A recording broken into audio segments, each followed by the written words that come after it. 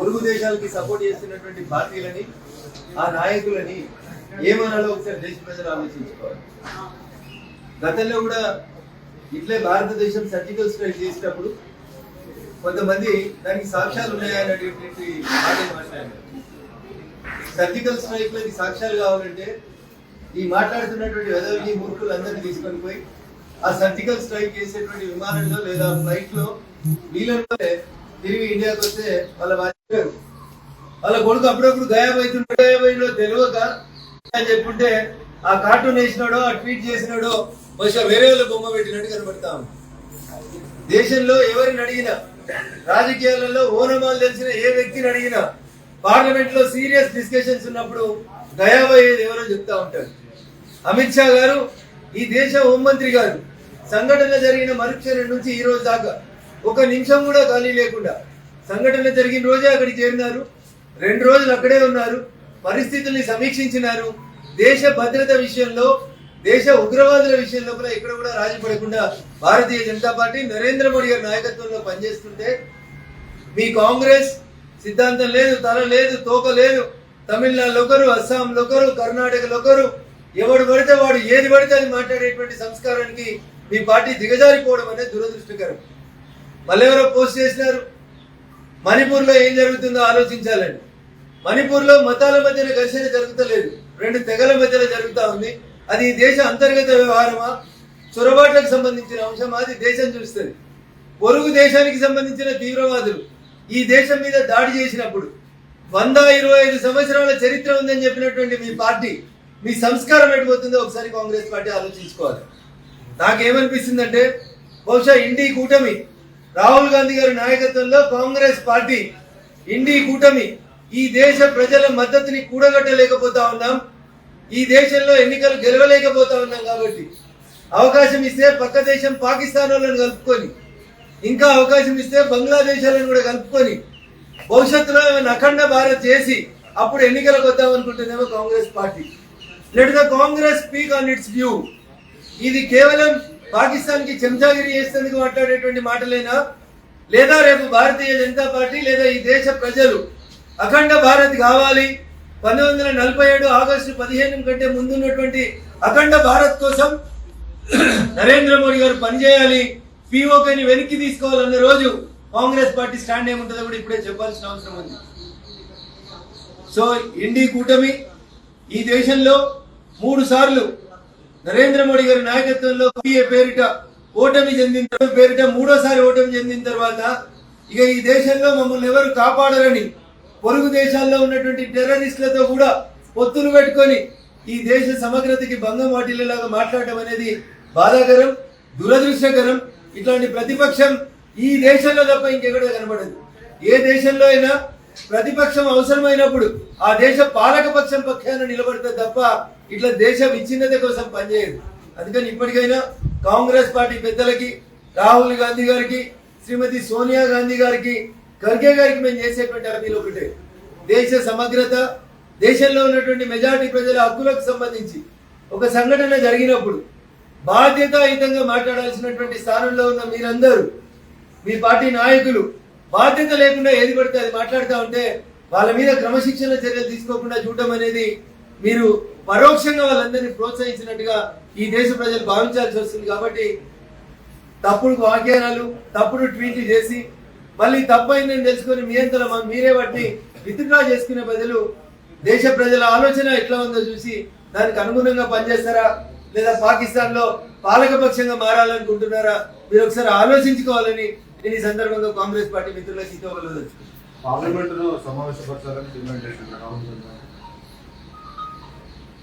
దేశ సమగ్రత విషయంలో ఫస్ట్ మీ కాంగ్రెస్ పార్టీ స్టాండ్ ఏందో చెప్తుంది.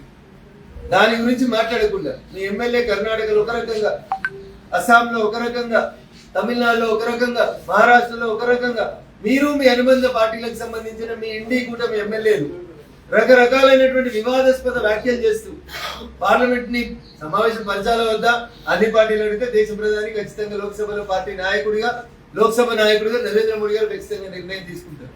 కానీ ఫస్ట్ మనం అందరం సంఘటితం కావాల్సింది, మృతుల కుటుంబాలకి సంఘీభావం తెలపాల్సింది, దేశం మీద దాడి చేసినటువంటి టెర్రరిస్టుల పట్ల బదిలా తీసుకోవడం విషయంలో మీరు ప్రభుత్వంతో కలిసి రావాలి తప్ప ఇట్లాంటి తప్పుడు వ్యాఖ్యానాలు చేయడం అనేది రాహుల్ గాంధీ గారికి తెలియదు.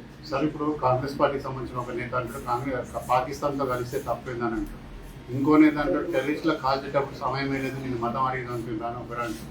నిన్న పవన్ కళ్యాణ్ చేసిన కామెంట్స్ ఏంటంటే పక్క దేశంపై ప్రేమ ఉంటే పోయి అక్కడే బతుకుంది ఈ దేశంలో, ఎందుకంటే ఆయన మీద ఎదురు దాడి అదే చెప్తాను. కాంగ్రెస్ పార్టీకి ఇండి కూటమికి ఈ దేశం మీద ఈ దేశ ప్రజల మీద కంటే ఎక్కువ పాకిస్తాన్ ప్రజల మీద విశ్వాసం ఎక్కువ ఉంటే శిరీష్ అన్న వాళ్ళందరూ ఇక్కడ పోటీ చేయమన్నది లేదు. ఇండి కూటమిలోకి మా శక్తి సరిపోతలేదు, భారతీయ జనతా పార్టీని ఎన్డీఏ కూటమిని ఈ దేశంలో నరేంద్ర మోడీ గారిని ఎదుర్కోవడానికి మాకు శక్తి సరిపోతలేదు కాబట్టి మొత్తం పాతది అఖండ భారతం ఏదైతుందో దాన్ని తిరిగి కలుపుదాం, అప్పుడు మా దోస్తులు ఈ పక్కన వాళ్ళు ఆ పక్కన వాళ్ళు కొంచెం సాయం చేస్తారని కోరుకుంటే రాహుల్ గాంధీ గారిని ఓపెన్ గా చెప్పమనండి.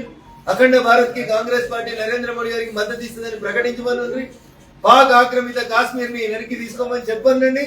తప్పకుండా మేము ఆ దిశగా అడుగులు ప్రారంభిస్తాం, అప్పుడు ఆలోచిద్దాం. ఇక పవన్ కళ్యాణ్ మీద మాట్లాడినరా, రఘునందన్ మీద మాట్లాడినరా, ఇంకొకరి మీద మాట్లాడినరా అనేది వ్యక్తిగత దూషణల కంటే అది ఈ దేశ ఆత్మ మీద ఈ దేశ ప్రజల ఆకాంక్ష మీద జరుగుతున్నటువంటి దాడిగా మనం దీన్ని చూడాలి. ఈ దేశం కోసం మాట్లాడేటోళ్ళ మీద వాళ్ళకి మాట్లాడే హక్కు ఎక్కడుంది? నేను చెప్పలేదు ఈ మాట. జిన్నా గారు ఒక మాట చెప్పారు. దేశ విభజన జరిగినప్పుడు రెండు వేర్వేరు సంస్కృతులు, రెండు వేర్వేరు మతాలకు సంబంధించినటువంటి వ్యక్తులు ఒక ప్రాంతంలో ఉండి ఒకే సంస్కృతిని కొనసాగించడం అనేది ఎప్పటికీ సాధ్యపడదు అనేది జిన్నా చెప్పినాడు. ఇలా జిన్నా చెప్పిందే ఇలా కనబడతా ఉంది ఈ దేశంలో తప్ప ఇంకొకటి కాదు. ఆ రోజు ఆ ఏ సందర్భంలో ఆయన మాట మాట్లాడినాడో కానీ 100% అది నిజం. దేశ విభజన జరిగినప్పుడు జిన్నా గారు మాట్లాడిన మాటల ప్రకారం ఆ మతాన్ని ఆచరించిన వాళ్ళందరూ అడ్డుండిపోయింటే బాగుండేది, ఈ దేశం ప్రశాంతంగా ఉండేది. రకరకాలైనటువంటి తప్పుడు వ్యాఖ్యానాలు చేసి ఈ దేశ ప్రజల ఆత్మవిశ్వాసాన్ని దెబ్బకొట్టాలని చూస్తున్నారు కాంగ్రెస్ అయినా, కమ్యూనిస్టులు అయినా, ఇంకెవరైనా. దయించి చేతనైతే ఈ దేశానికి మద్దతు పలకండి తప్ప తప్పుడు వ్యాఖ్యానాలు చేయొద్దు అనేది మేము సిన్సియర్ గా చేస్తున్నాం. ఇప్పుడు దౌత్యపరమైన డిమాండ్లలో భాగంగా, ఒత్తిడిలో భాగంగా పాస్పోర్ట్ వీసాలని రద్దు చేసింది, వెళ్ళిపోమని చెప్పి అట్లా వెళ్ళగొడతారు. 20-30 సంవత్సరాల నుంచి ఉన్న వాళ్ళని వెళ్ళగొట్టడం తప్పు కదా అని చెప్పేసి మాట్లాడుతారు. దాని మీద సో మొదటి నుంచి నరేంద్ర మోడీ గారి ప్రభుత్వం ఈ దేశం, భారతదేశం కొన్ని విధానాన్ని చాలా స్పష్టంగా అవలంబిస్తూ వస్తుంది. ఈ దేశ భద్రత విషయంలో ఈ గడ్డ మీద పుట్టి ఈ గడ్డ నాది అనుకునే వాళ్ళందరినీ మనమందరం కూడా గౌరవిస్తా ఉన్నాం. ఈ గడ్డ మీద పుట్టి పరాయి గడ్డలకు స్వాగతం పలుకుతూ పరాయి గడ్డలని అక్రమంగా ఈ దేశంలోకి తెచ్చి చొరబాటుదారులకి, ఆక్రమణదారులకి, ఇల్లీగల్ గా వచ్చిన వాళ్ళకి పాస్పోర్ట్లు ఇచ్చి, వీసాలు ఇచ్చి ఈ దేశంలో ఉంచుకుంటామంటే అది కుదరదు. వాళ్ళు ఏ రకంగా వచ్చినా ఖచ్చితంగా ఈ దేశం ఒక స్టాండ్, ఈ దేశ ప్రభుత్వం ఒక స్టాండ్ తీసుకున్నప్పుడు you have to stand for it. Australia ప్రధానమంత్రి గారు ఒక సందర్భంలో ఇట్లాంటి సందర్భం వస్తే ఆస్ట్రేలియా ప్రధానమంత్రి గారు ఒక మాట చెప్పింది, మీరు ఆస్ట్రేలియాలో ఉండాలనుకుంటే ఆస్ట్రేలియా దేశ రాజ్యాంగాన్ని, ఈ దేశ పౌరుల్ని గౌరవించడం నేర్చుకోవాలి. అంతేగాని నేను నా ఇష్టం ఉన్న పని చేస్తా, రోడ్ల మీద పరదాలు వేస్తా, రోడ్ల మీద నమాజులు చేస్తా అంటే కుదరదు ఏం చెప్పింది. భారతదేశం కూడా ఇలా అంతే ముక్తకంఠంగా నరేంద్ర మోడీ గారి నాయకత్వంలో చెప్తుంది. ఈ దేశ విధానాలకి, ఈ దేశ రాజ్యాంగానికి అనుకూలంగా ఉండేదంటే ఉంటది. ఈ దేశ సమగ్రతకి భంగం కలిగించేలాగా వివరించే వాళ్ళు ఎవరైనా ఎన్ని సంవత్సరాల నుంచి దేశంలో ఉన్నా ఈ దేశం వెళ్ళని దాటాల్సినటువంటి టైం ఆసన్నమైంది. వాళ్ళు పోకపోతే ప్రజలే పంపించడానికి అడుగుపడి